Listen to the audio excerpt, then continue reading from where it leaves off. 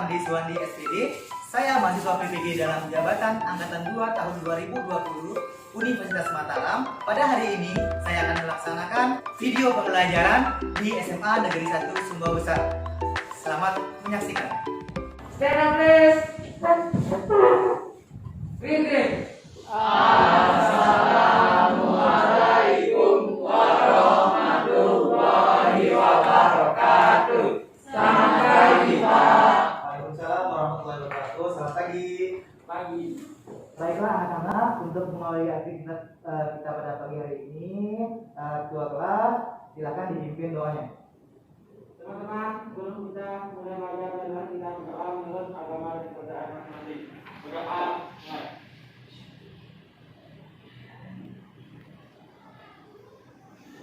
Berdoa selesai. Anak, hari ini kabarnya bagaimana? Bila semua baik ya?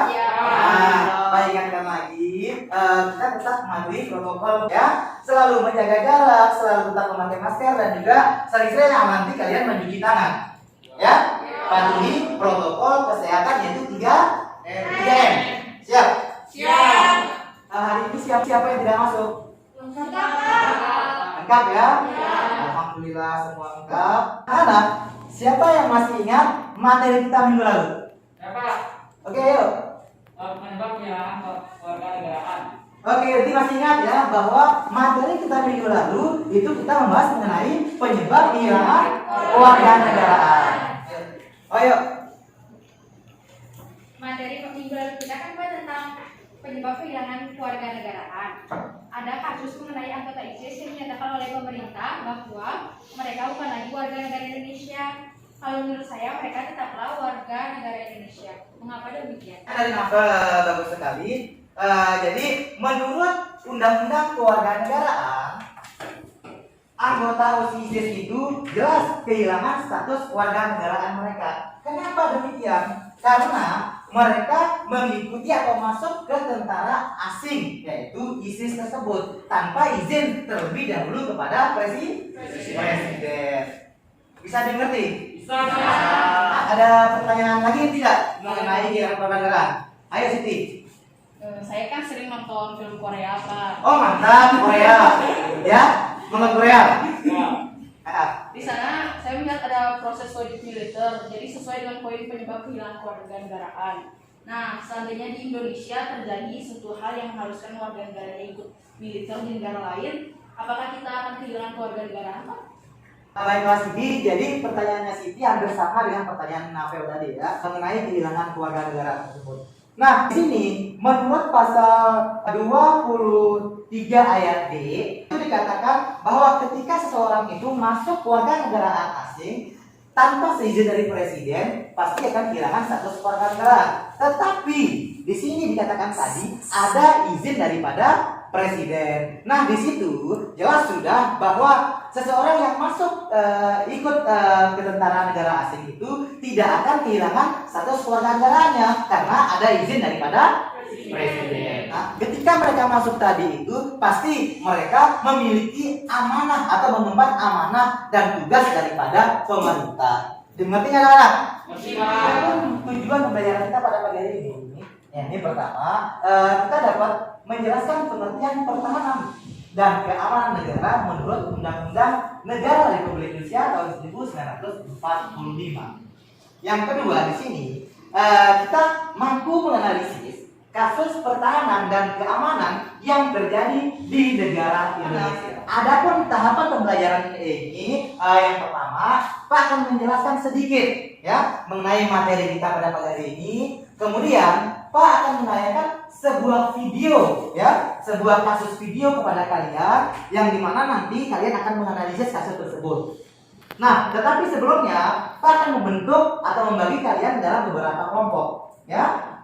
Nanti masing-masing kelompok akan membuat presentasi hasilnya dalam bentuk PowerPoint. Dan di ujung pembelajaran kita ada evaluasi ya. Ada evaluasi. Siap anak-anak?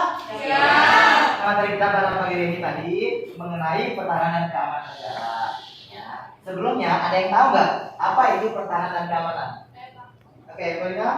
Pertahanan negara adalah segala usaha Oke, kasih aplaus buat kalian. Pengertian pertahanan negara dalam pasal 1 angka 1 Undang-Undang Nomor 3 tahun 2003 tentang pertahanan negara dijelaskan bahwa pertahanan negara adalah segala usaha yang untuk mempertahankan kedaulatan negara, keutuhan wilayah NKRI, dan keselamatan segenap bangsa dari ancaman dan gangguan terhadap keutuhan bangsa dan negara. Ini diatur dalam pasal 30 ayat 1 sampai dengan ayat 5 Undang-Undang Dasar Negara Republik Indonesia tahun 1945 yang menyatakan bahwa yang pertama, tiap-tiap warga negara berhak dan wajib ikut serta dalam usaha pertahanan dan keamanan negara. Yang kedua, usaha pertahanan dan keamanan negara dilaksanakan melalui sistem pertahanan dan keamanan rakyat semesta oleh Tentara Nasional Indonesia dan Kepolisian Negara Republik Indonesia sebagai kekuatan utama dan rakyat sebagai kekuatan pendukung. Yesra, bisa dibaca bunyi pasal 3? Pasal 3 berbunyi, Tentara Nasional Indonesia terdiri atas Angkatan Darat, Angkatan Laut, dan Angkatan Udara sebagai alat negara bertugas mempertahankan, melindungi, dan memelihara keutuhan dan kedaulatan negara. Oke, terima kasih anak-anak, bahwa ketentuan tadi di sini menegaskan bahwa usaha pertahanan dan keamanan negara Indonesia merupakan tanggung jawab seluruh warga negara Indonesia. Ini merupakan salah satu bentuk contoh dari penerapan pertahanan dan keamanan negara, yang dimana pada pagi hari ini kita di sini menggelar budaya NTB Gemilang, yang dimana setiap instansi itu diminta untuk memakai pakaian adat masing-masing. Inilah bentuk kita mempertahankan dan melestarikan budaya kita. Baiklah anak-anak, sekarang Pak tayangkan sebuah video mengenai proses daripada pertahanan dan keamanan negara. Oke, silakan disaksikan.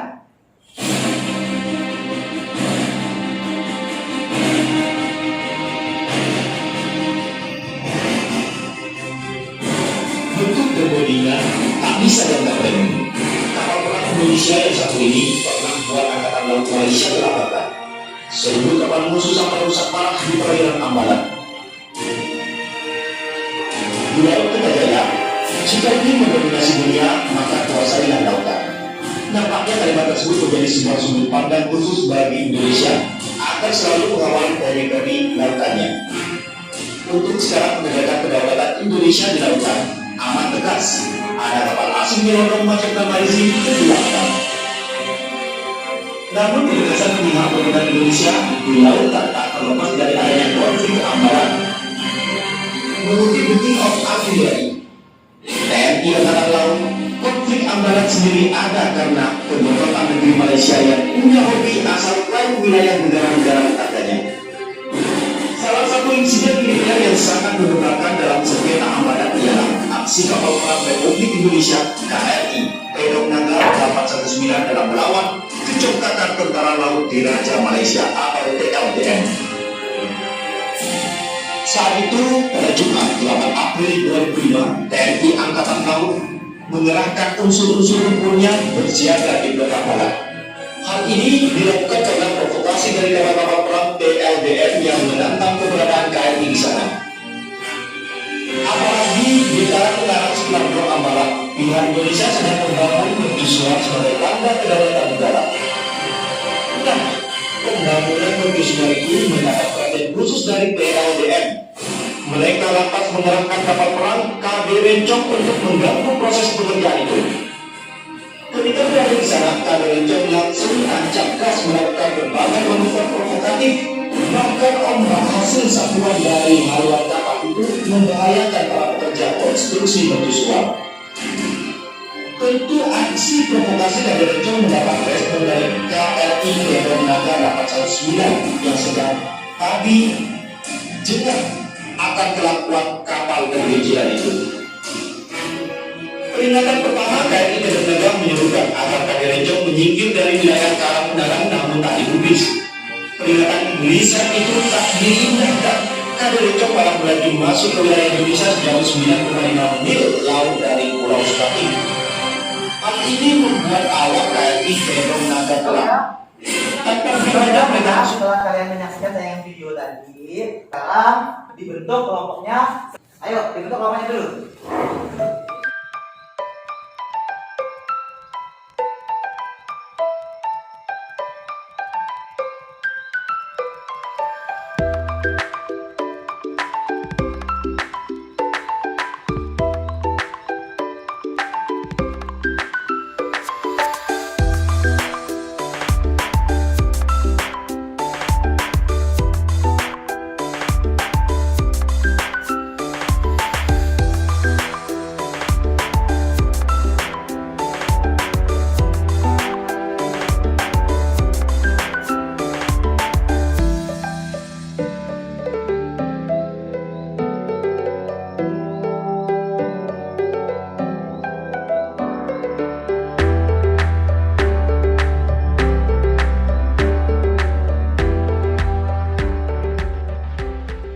Karena kelompoknya sudah terbentuk, ini kelompok A, kelompok B, dan kelompok C. Nah, Eva akan Pak bagikan.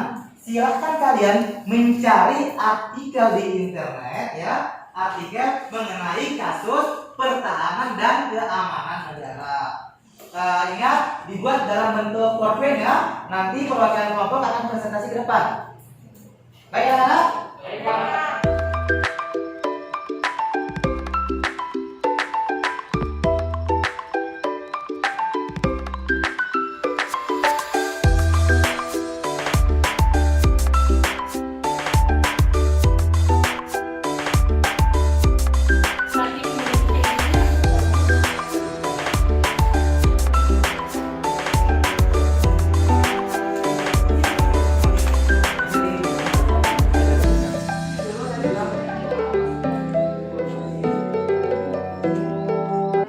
Nih, kelompok B ini kasusnya mulai apa yang dibahas?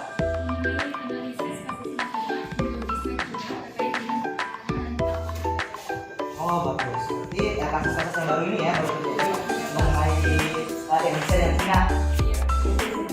Ini kan melanjutkan, melanjutkan. Oke, melanjutkan ya. Nah, ini kelompok A, kenapa dia? Menurut data kami menemukan bahwa ancaman bencana COVID-19 sebagian besar adalah serangan lama yang tidak diubah sedikit untuk dikaitkan dengan pandemi. Oh.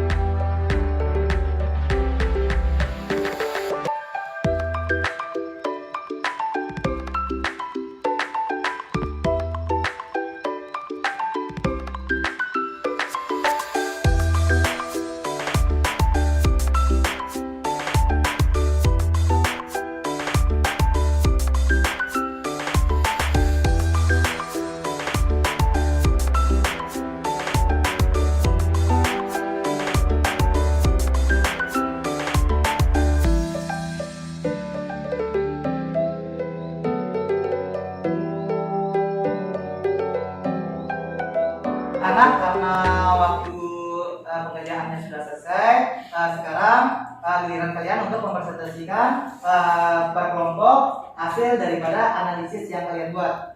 Ya, Pak mulai dari kelompok B ya. Ayo kelompok B, silakan perwakilannya untuk.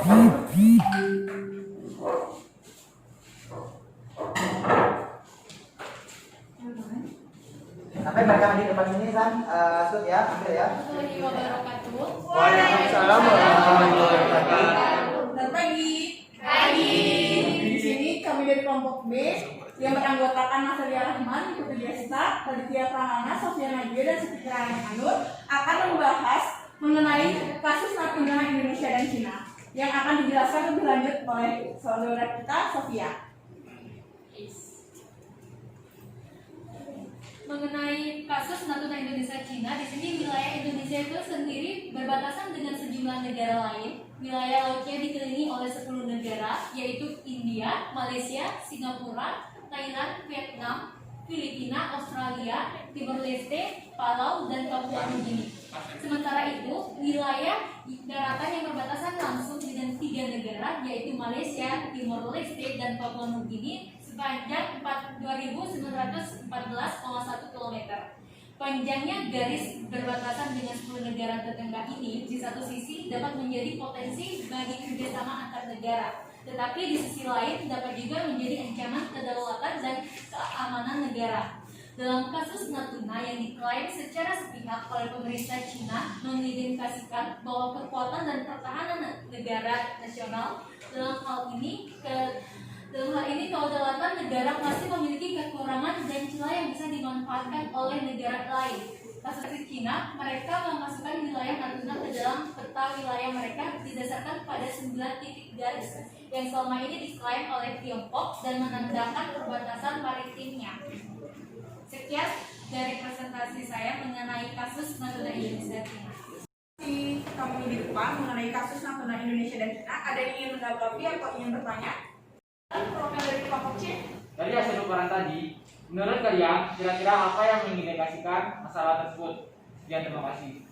Dan kelompok B ditanggapi pertanyaan dari kelompok C. Baiklah, menurut kami yang mengidentifikasikan masalah tersebut adalah kami beranggapan bahwa kekuatan nasional kita itu belum secanggih negara maju.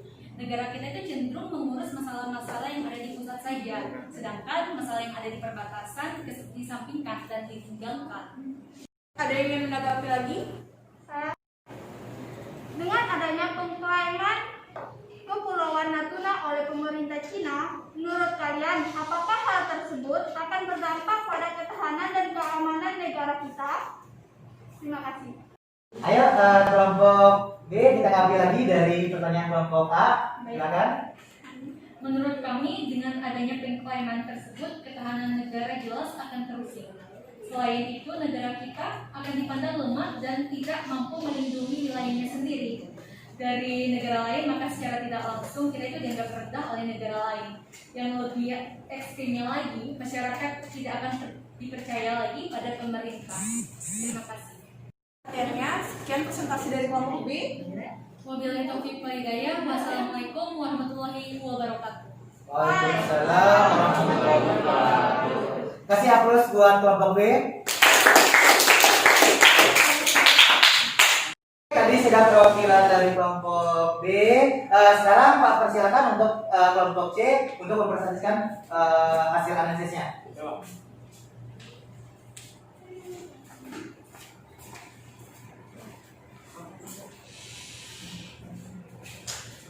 Assalamualaikum warahmatullahi wabarakatuh.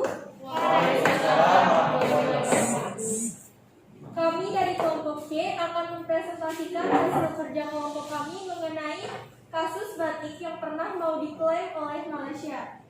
Di sini kelompok C beranggotakan yang pertama Muhammad Ghazi, yang kedua Samira Adina Putri, yang ketiga Sofwan Radindra Widistio, yang keempat Indawati, dan yang kelima Yurida Ita. Di sini akan dilakukan pembahasan materi yang dilakukan oleh Muhammad Ghazi. Silakan. Ya, teman-teman, saya akan menjelaskan materi dari kompetisi tentang yang berjudul Kisah Batik Indonesia Pernah Mau Diklaim Malaysia. Dari dulu, Malaysia pernah mengklaim batik adalah milik mereka.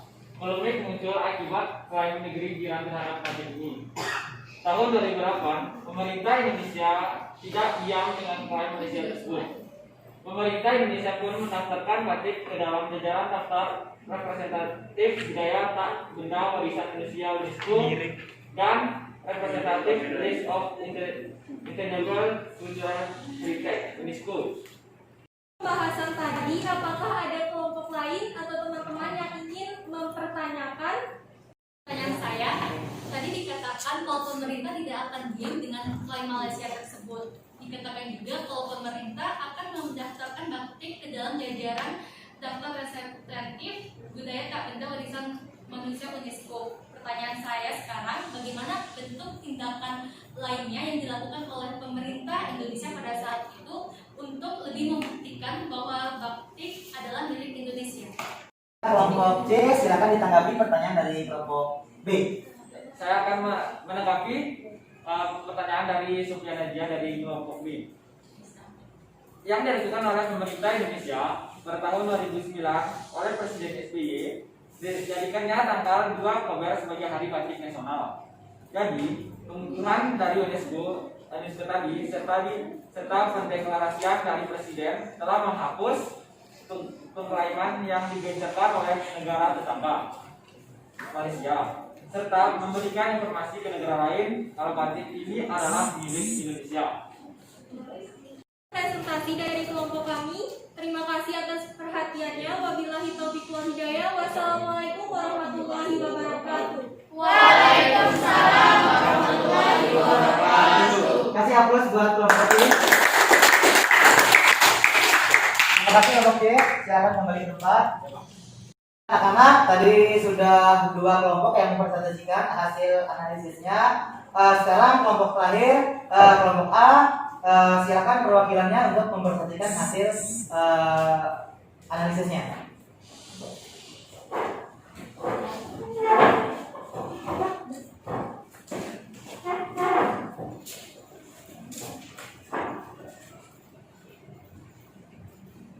Assalamualaikum warahmatullahi wabarakatuh. Waalaikumsalam warahmatullahi wabarakatuh. Selamat pagi. Kami dari kelompok A akan mempresentasikan hasil kerja kelompok kami. Yang pertama, nama Polikarpus Raung, Widaryanto Jana, Nagara Gina, Rifki Akbar Putra Utomo, Sang Haji Bintang dari kelas 4. Dari hasil diskusi kami membahas mengenai tingkat kasus malware di Indonesia. Dari contoh, keamanan siber di masa COVID-19.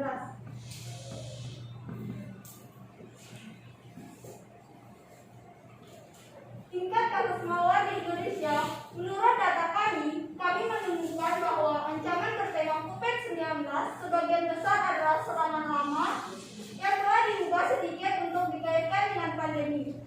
Sejak mulainya wabah, setiap negara telah melihat setidaknya satu serangan bertema COVID-19 dan volume serangan yang hasil di negara yang terkena wabah tampaknya naik karena meningkatnya ketakutan dan keinginan informasi.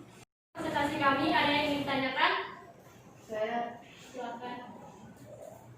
menurut kalian, apa yang harus kita lakukan sebagai warga negara, khususnya kita sebagai pelajar, untuk dapat menutup akses dari penyerang atau penyusup yang akan mencuri data kita? Terima kasih dari pertanyaan kelompok B. Yang dapat kita lakukan sebagai pelajar atau warga negara pertama, ketahui cara mengenali upaya phishing dan laporkan email atau komunikasi yang mencurigakan, termasuk mengawasi ejaan dan tata bahasa yang buruk, serta tautan dan lampiran yang mencurigakan dari orang yang tidak Anda kenal. Kemudian, update semua perangkat dengan sistem keamanan terbaru dan gunakan layanan antivirus atau anti-malware untuk perangkat dan mewaspadai tautan dan lampiran, terutama dari pengirim yang tidak dikenal. Terima kasih. Presentasi kami. Wabillahi taufiq wal hidayah. Wassalamualaikum warahmatullahi wabarakatuh.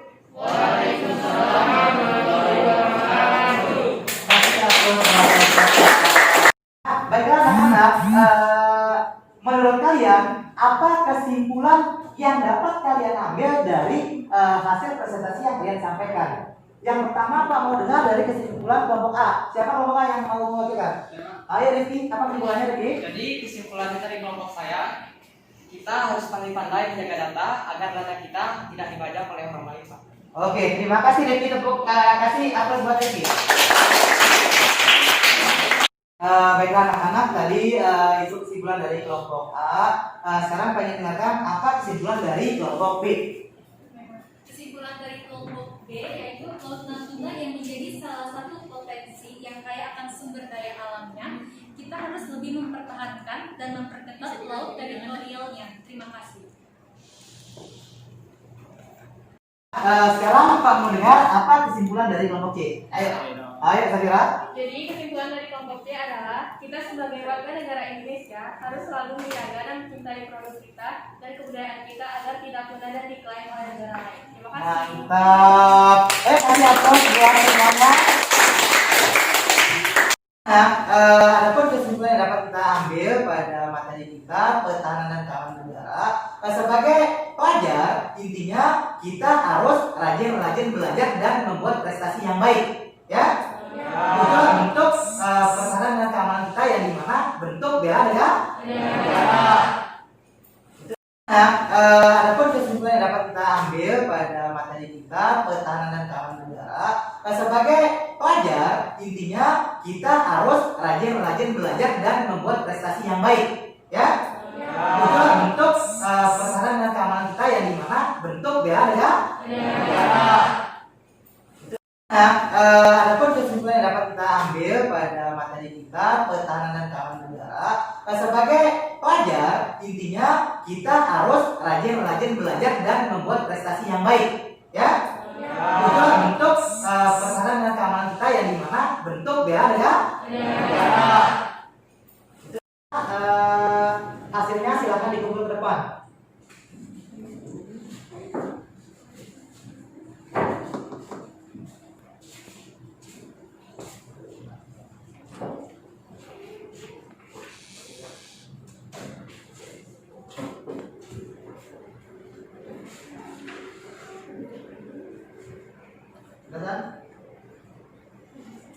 Anak-anak, sebelum kita mulai evaluasinya, sekarang Pak persilakan kalian kembali ke tempat duduk masing-masing.